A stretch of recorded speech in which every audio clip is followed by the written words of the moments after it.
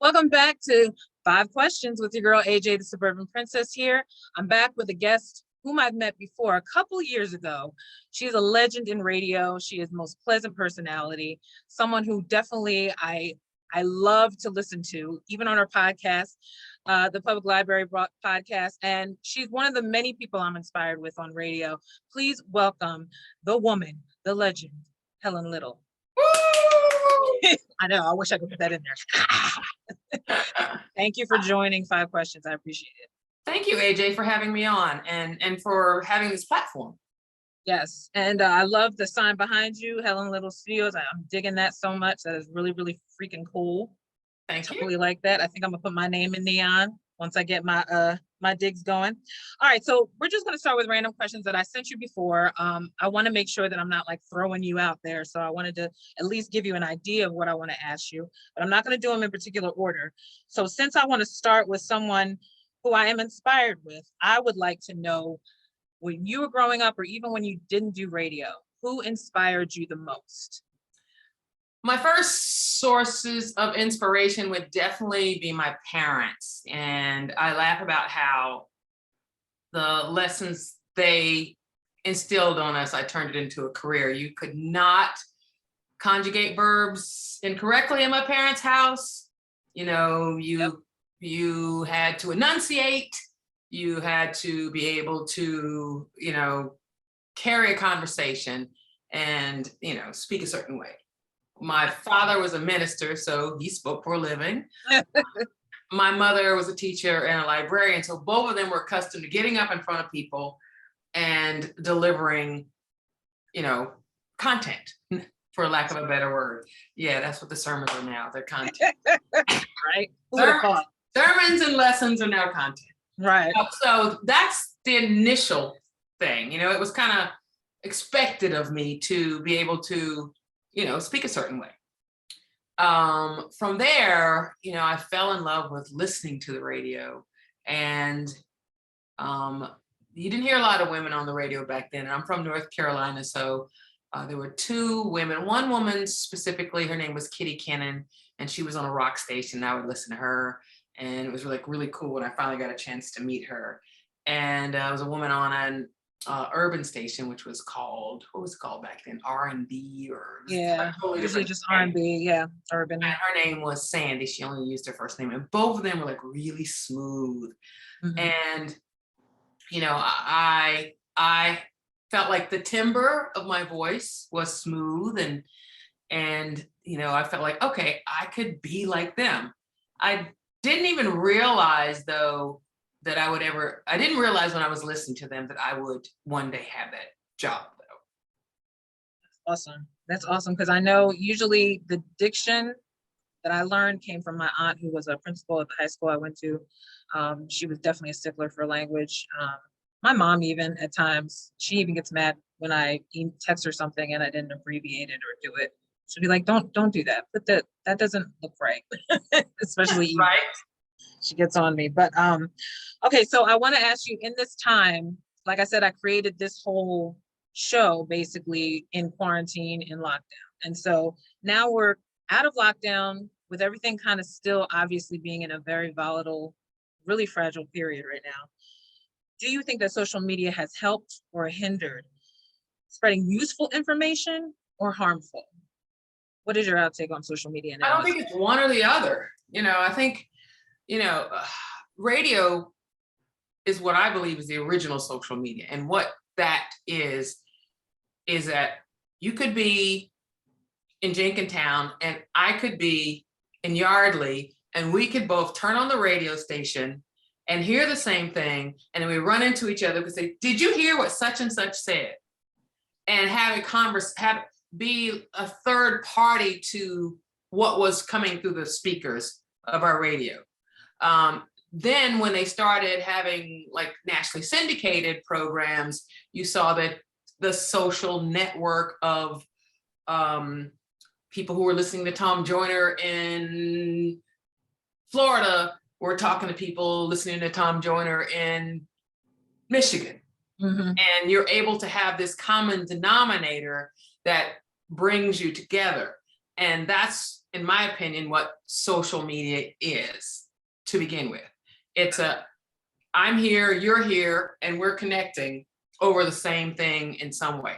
Now it's a little bit more involved than that. So you have visual components, you have the ability that everybody now has a microphone, everybody has their own messaging opportunities and style. So I don't think it's an either or situation. I think it's a bit of both. It's been great in terms of, having people who might not have had some of the opportunities that they have now, giving them a platform to say, hey, I'm AJ and I can have my own TV show. Try taking that down to 6 ABC and see what they say to you. Now you don't have to ask them. Right. Now you can just do it. That's good. Now what you do with it, and that's the difference, having a broadcasting background, one of the things that we were taught is responsibility in broadcasting. When you open that mic, you have a certain level of responsibility as you deliver your content to your audience. Well, there is none of that. And it has not always been that way. Right. I mean, I was watching I think it was on Netflix, a show it was called Fear City, and it was about New York and the mafia in the 70s, 80s, and 90s. And the things that they showed on TV, they didn't hold anything back. This is just a different time. Right. And I'm sitting there watching this, I'm like, that's a dead body. Not even hiding it in any way. You might as well stick the microphone in the dead guy's face and asking for a comment. Are you dead? Where I grew up. Yeah. I grew up in a small town. We didn't have a television station in the town I grew up in.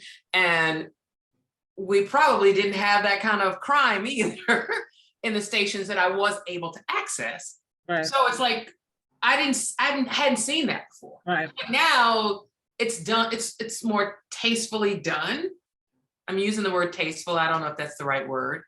It's done with a different level of responsibility to the viewer, is probably a better way to put it, for broadcast.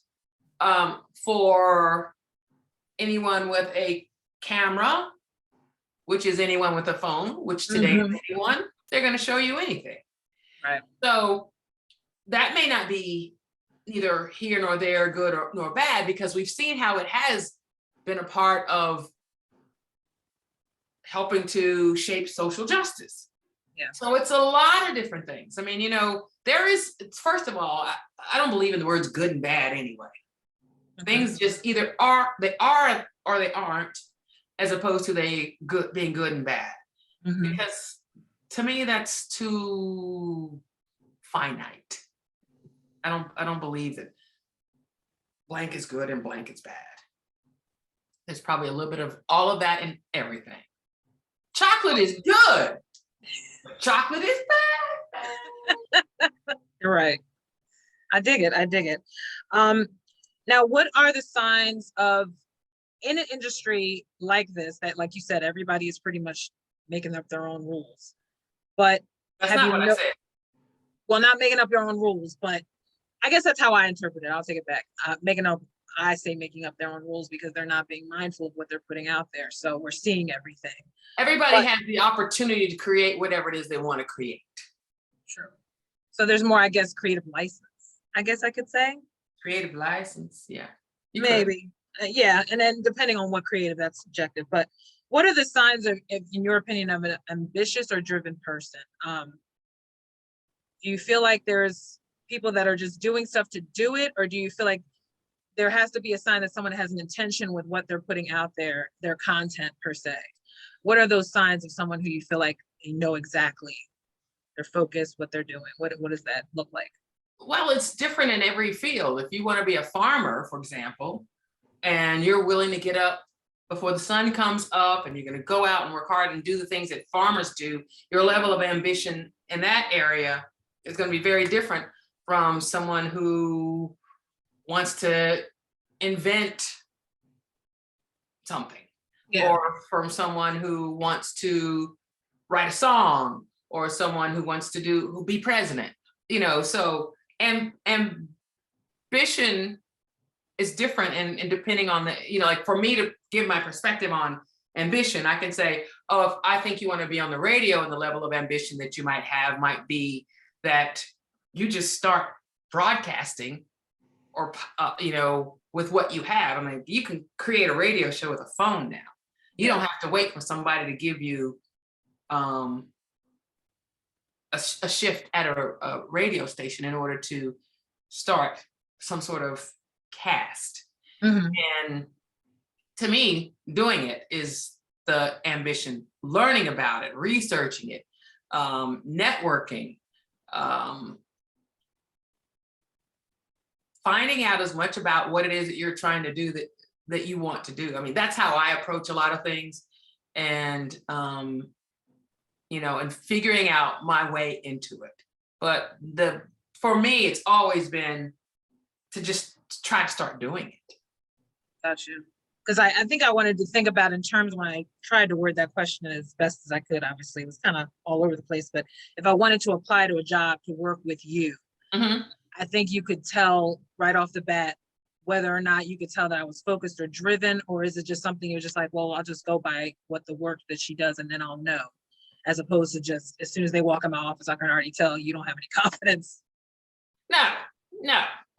It's a combination of things. Like, first, if I'm hiring you, let's say I was a program director, let's say I'm a program director and I'm hiring you for an on-air position. The first thing I'm going to want is to hear you. So Right. I'm going to want a demo, an air check. And if you say I don't have an air check, I'm going to say, okay, that tells me that this person's not prepared for the position that I have. But it doesn't mean that I don't see drive or potential or things like that. Okay. And I'm like, okay, well, let me see your resume. Well, I didn't bring a resume because I've never done anything in radio. And I'm like, okay, that's someone who doesn't believe in themselves maybe, or hasn't put enough effort into finding out what this job is about, or coming into this position, or even me as a hiring manager to know how to show up. So I'll give you a perfect example. I got my first job without any experience. Most people do, because how do you get your first job if you don't have experience? And how do you get experience if you've never had the job? So it was an ad in the newspaper where I went to college, and for a position at a local station.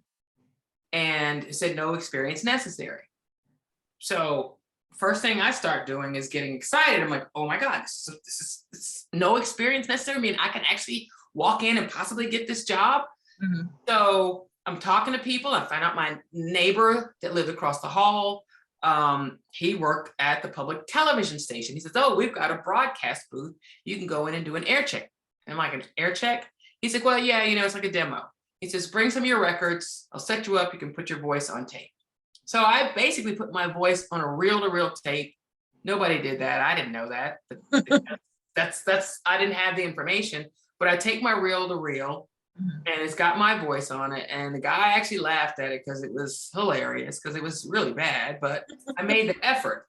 Yeah. And he told me that's what separated. I got the job because nobody else came in there with anything in their hands. I'm the only person that showed up with tape. I'm the only person that showed that initiative. So I didn't think I was going to get the job. I didn't even fill out the application until maybe 2 or 3 weeks later, and brought it back. He wanted me to fill it out before I left. Mm-hmm.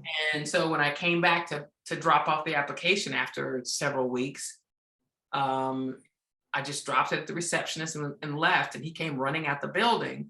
I was like, where have you been? I've been trying to find you. I wanted to hire you. Mm. And then he told me, I was the only person that came in there with a tape. So, the initiative is, and the initiative, the drive. And then once I got the job, I became a thirsty student of everything that I could learn. And I know he didn't get sick of me because we've talked since then. But I'm the kind of person, like, when I go in and I'm like I am like a dog with a bone, like show me everything, teach me everything, help me get there. And like some people, they like that. Some people don't like that. And after that, I'm like, I'll go up, I'll stay here and I'll learn on my own. So I'm going to use a combination of what I got to do on my own, what I can learn from you, what I can learn from somebody else.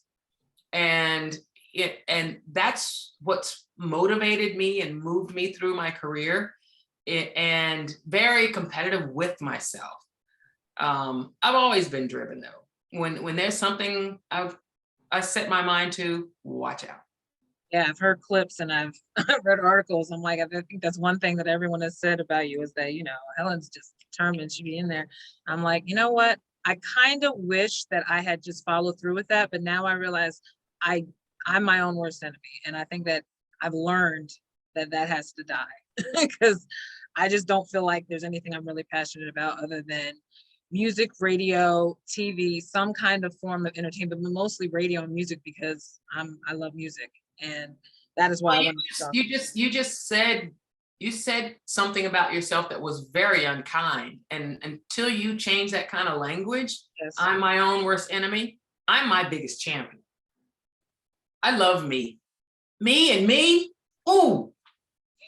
That's why I'm talking to you. I need you to rub off of me. Trust me. I'm hearing myself. I do have to work on my self-talk. Trust me. Did you always want to be in this genre growing up? Was it something in radio? Yes. I was obsessed with radio as a kid, but I didn't see it as a career. My first, when I want to grow up job was I wanted to be a scientist. That was kind of poo-pooed by, the educational system with like, oh, girls aren't scientists. Oh yeah. Well, don't you want to learn how to sew or cook or be a teacher? Not that there's anything wrong with any of those things, but that's kind of what I experienced. And as I got older, when I graduated from high school, I decided I wanted to do research. I wanted to research sleep and dreams, which kind of is still science-y. But then I didn't like the classes. So I went to my advisor and she's like, well, what do you want to do for the rest of your life? I'm like, what are you talking about? I'm 18. Yeah. But have fun. Just get to college and get a job. I'm like, oh, not a job. Yeah. I didn't consider being a scientist a job. I didn't consider research being a job. I thought of those as careers that were interesting. Yeah. When she said job went like, right. That's not what I had in mind. Right. And I went home and visited a friend of mine who worked at a radio station. We went to high school together. And I was sitting there and I was watching him while he was working. And I'm like, is this hard? He's like, no, this is really easy. I said, do you think I'd be good at it? Do you think I could do it? He said, you'd be real good at it. So I came back and I switched my major and went down that path. And, here I am. Nice. I know I was looking at voice acting as well, because I've been told when I call into radio shows, when I used to call in Mike Missinelli all the time, and people would say, I love your voice, AJ. And I'm just like, thanks. And I used to hear it a lot. And the more and more I started developing a love for voice acting as of 2020, because I didn't know there were courses out there that were actually affordable. So I started taking more and more, and I fell in love with this lady at Demo Maniacs, Janice, and she's been helping me. And hopefully I get another demo get going soon. So yeah, it's going to be a great time. I hope. Great. How would you describe your personality growing up in high school? Were you a class clown? Were you wallflower? Were you outgoing? You seem like you would be outgoing, but some people like to say I was shy. I was more shy. I mean, I liked school. So I liked learning. I still like learning. I love learning, actually. I liked showing up as a good student. More nerdy, preppy, but I like to have I cut up once. I didn't cut up as much in junior high as I did in high school. Especially once I got accepted to the college I wanted to go to, I cut up I know that's pretty right. Good. But yeah, I was into school. I was studious. I knew that I wanted to go to a good school. I knew I wanted to get out of my hometown. I knew I I had big dreams and big plans. So I liked student government. So I would run for student council, things like that. I was compliant. Yeah, I was a little mixture of both. The most that I did in high school was cheerleader. I thought it was a big accomplishment to be co-captain, being the only Black girl co-captain. And I was in the band. I like band too, but yeah, no, that's awesome. What would you play? I played clarinet. I was first chair at one point. I was like, when I go for it, I go for it. And I love music as well, but I loved performing music. And I was actually pretty good with clarinet. When I got to college, I didn't continue with it. I kind of wish I had. Yeah. But I did not. I know the thing I love about that artist Lizzo is that she puts that flute out there, and I said, "Oh man, that just makes you appreciate the love." This is why you got Save the Music and all those organizations out there, because I'm telling you, life. And she can play. She can play, and she can dance. That's a whole nother thing. I love Lizzo though. Okay, now I want to ask you, just going back to music, because you are at 106, and I want to say 0.7. Yes. Yes. Okay, in New York. And my friend's from New York, and I know we were thinking about going to see Kendrick Lamar. Do you have a favorite album or even an event concert that you've been to this year? And this year, what is this, 2022? Yeah, I know, right? Yes. I don't think this was actually in 2021, but it was awesome and spectacular. I went to see James Taylor. Okay. In not Red Bank, where's that? PNC Art Center and Garden State Center. Oh, okay. Yeah, I'm so used to the other one, Tweeter and BB&T, whatever. So I hadn't seen James Taylor in several years. Mm-hmm. And I love his voice is just pristine. So yeah, you do know his voice. I don't do a lot of live music right now because I'm not trying to be in a room with a whole bunch of people. Outdoor show, yeah. So that was an outdoor show. Mm-hmm. In terms of a music event that I went to that was spectacular, it was MJ the Musical on Broadway. Unbelievable. Yeah. And it was like being at a concert. So I would put that in the event category. It's a spectacular show. Going to see that on Broadway. And what was the other part you asked me? I think that was it. It was your favorite album. Favorite album? Favorite album of this year? Yes. I don't know. If you went with it last year, I mean, a lot of stuff seems to be blending because everyone's dropping music. Yeah, I'll be honest. I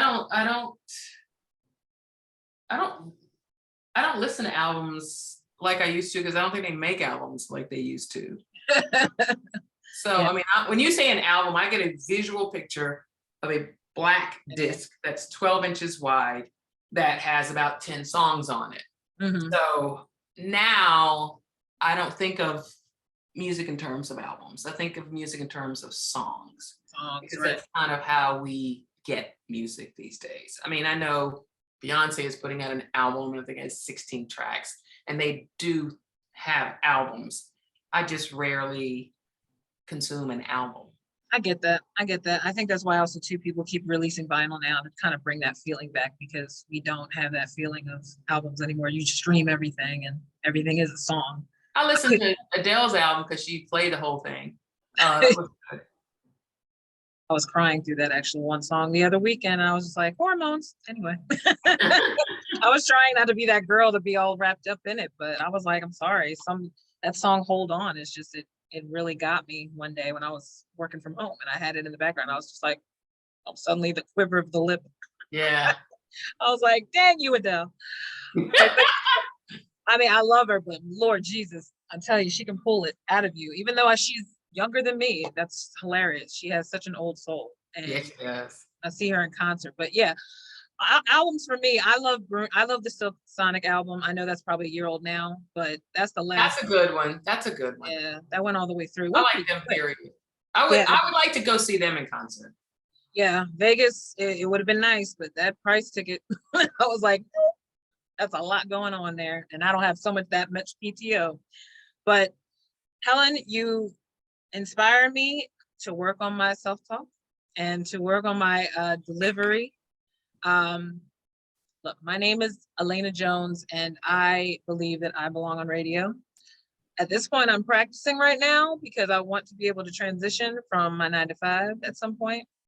I feel like it's something that I want to do. And I think there wasn't a mistake. I was at that dinner last night when I got to meet you guys, most of the ladies in there that are established. And I just appreciate you for just being such a nice person. Why do you think that was a mistake? I don't think it was a mistake. It was just, I look back at it now and I think I just wonder, I wasn't on radio. So I wasn't sure. Oh, that's semantics. And yeah, I guess that's why. You're also again not giving yourself credit. When you're in a room, you belong in the room. When I walk in a room, the room belongs to me. Yes. Because if I'm in there for a reason. You know, it's not a mistake. No, I hear you. Unless it's a bad room. Well, I had so much fun. Good and bad. Yeah, I mean, you know, I love meeting new people. You but know, oops, my bad. I mean, you know, it was But fun. the lines are shorter. Yeah. That's why I said I'm like, it was a miracle, especially meeting Patty Jackson and everything. And I think I had met her before, Mina. It's just, I think the reason, like I said, I'm one of those people too. I just try to keep, I guess I do put myself down, but I want to keep myself grounded because I wasn't going to walk in there and be like, oh, I'm on a radio show. And then, you know, half these people are on them radio stations, be like, she's not on any of those stations. I can't do that. But I'd like to walk in, like I said, and be a sponge. And that's really what I was there for. But at the same time, it's a welcoming environment. So, it was, yes. Part of what that organization does is help people actually become women in radio. You know, so it's not just about you're on the radio, so you can come to you can come in our club. Oh, like it's not like that. Yeah. And I appreciate it. But that's why I say I want to thank you so much for your time. And again, hopefully if you would like, please join Birds of a Feather, because Lord knows I would love to talk to a female, because my friend in California is not able to talk to me at the same time the Eagles games are, because, you know, time change, and she's got 2 kids now. So I would love to have a fellow woman who's passionate about the Eagles or any sport. If you want to be a Birds of the Feather, all you got to do is holler at your girl, AJ. Okay. More than welcome. I'll take you up on that.